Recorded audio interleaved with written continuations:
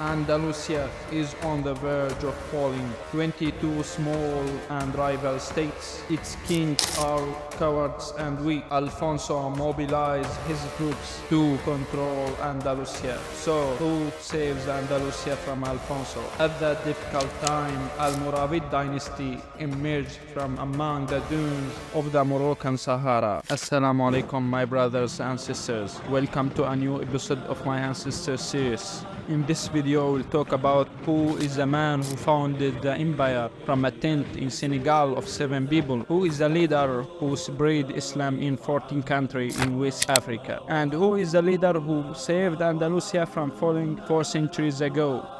The whole thing starts with a sheikh with good nature named Sheikh Yahya bin Ibrahim al-Judari from Judari tribe, which is a branch of the Sinhaja tribe. The sheikh wanted to fix the situation of his tribe, in which superstitions and distance from God had spread. When he went to Hajj and on his way back, he passed over Kairouan in Tunisia and told them about his people and their misguidedness. So they sent with him a Berber man named Sheikh Abdullah bin Yasin in order to restore the people of Judala to the correct monotheism brought by the Prophet Muhammad, the Messenger of Allah. So Sheikh Abdullah bin Yasin went to teach them monotheism and worship God alone, which annoyed the people of the tribe, and they burned his house and expelled and threatened him with death. Sheikh Abdullah bin Yasin became alone in the desert of Mauritania and became between 2 options, either return or continue. Abdullah bin Yasin chose option of prophets, which is the most difficult path, including hardship,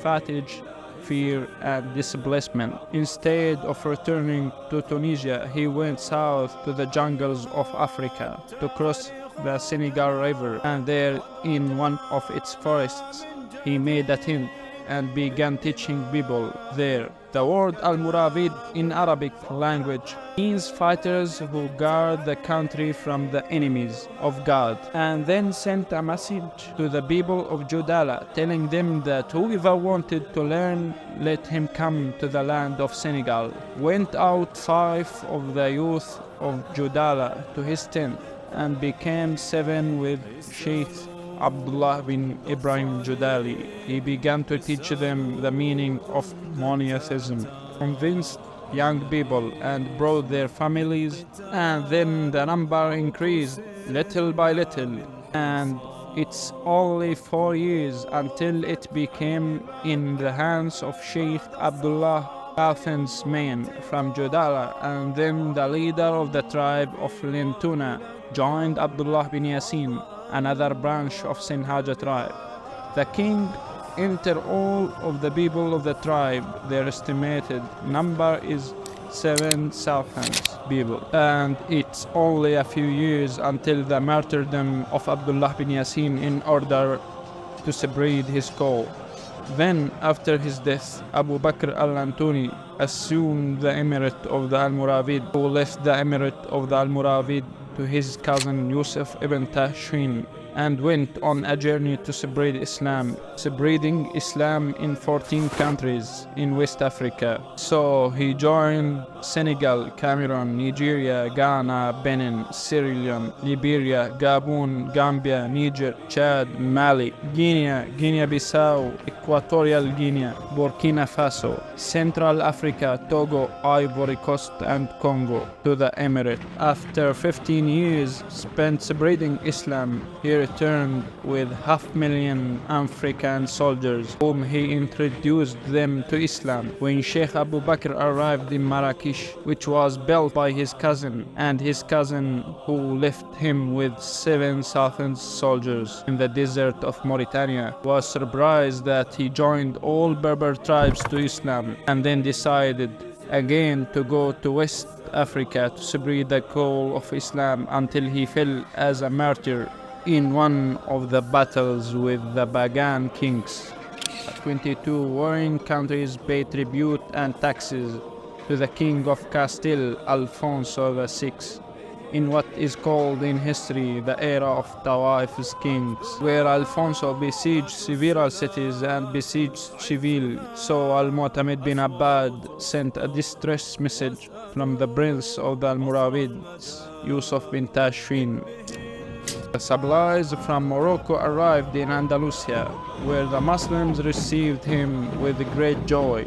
Then the two armies met in Sagragas Valley in 1086, and Alfonso VI stood in front of his army of 60,000 warriors and said, "With this army I fight the jinn and the humans, and fight the angels of heaven, and fight Muhammad and his companions."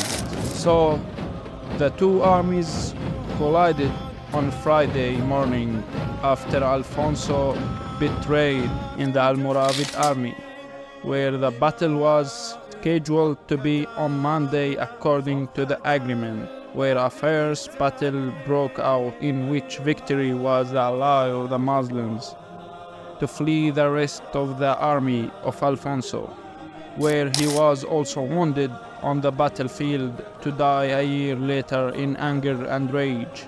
This victory contributed to the positioning of Andalusia for the next 4 centuries. Then Yusuf bin Tashfin returned to Morocco and returned again after the kings of Tawaifs returned to fight among themselves, where Yusuf bin Tashfin lived 99 years, spent in jihad and learning, and after a few years Almoravid state fell in 1147 and Al-Muwahhidun state was established on its territory, and this is the end of Almoravid Empire, which extended from Andalusia in the north to Gabon in the south, and from Tunisia in east to Guinea-Bissau in the west, and from a state that rose from 7 people in a small tent to a giant state that brought millions of African people out of darkness to light. It was one of the most beautiful and difficult periods of establishment, where everyone in us suffers in this life like what Sheikh Abdullah bin Yassin suffered, where he does not find anyone with him at first, whether when he wants to start with something special. If you like this video, don't forget to send it to your friends and to subscribe to wait for us in a new exciting episodes.